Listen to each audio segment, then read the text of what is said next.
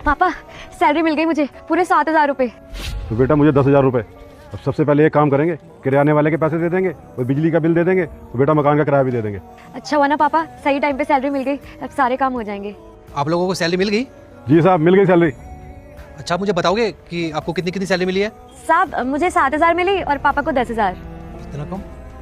आप लोगों की सैलरी इतनी ही है? हाँ साहब जी, हमारी सैलरी इतनी है, मेरी 10 है, इसकी 7 है। अच्छा, कहीं ऐसा तो नहीं है कि आप लोगों ने छुट्टी की हो और उसके पैसे कट गए हो? साहब जी, हमने कोई छुट्टी नहीं की, हम रोज काम पे आते हैं। आप दोनों एक काम करना, अभी थोड़ी देर बाद मैं अपने कैबिन में बुलाऊंगा, तो आ जाना। अरे क्या हुआ साहब जी, हमसे कोई गलती होगी साहब? नहीं नहीं, कोई गलती नहीं हुई है, बस मुझे कुछ पता लगाना है, जब तक मैं ना बोलूँ घर मत जाना। ठीक है साहब जी।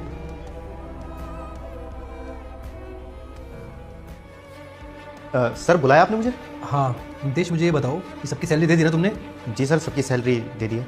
अच्छा, वो जो मेरे ड्राइवर हैं और एक वो लेडी बेटा मुझे इग्नोर मत, तेरी माँ मर जाएगी। अगर तू अपनी माँ को बचाना चाहता है तो इस वीडियो को लाइक करके चैनल को सब्सक्राइब कर ले और कमेंट में माँ लिख देना, तेरी माँ बच जाएगी। गार्ड है, उनकी सैलरी कितनी है? सर जो आपके ड्राइवर है उनकी सैलरी 15,000 रुपये है, और जो लेडी गार्ड है उनकी सैलरी 10,000 रुपये है।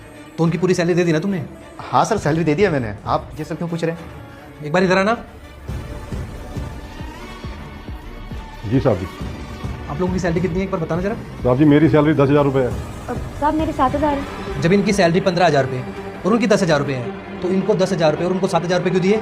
इसका मतलब तुम सैलरी में से पैसे खा रहे हो। सर एक्चुअली बात क्या है ना, मैं बताता हूँ आपको।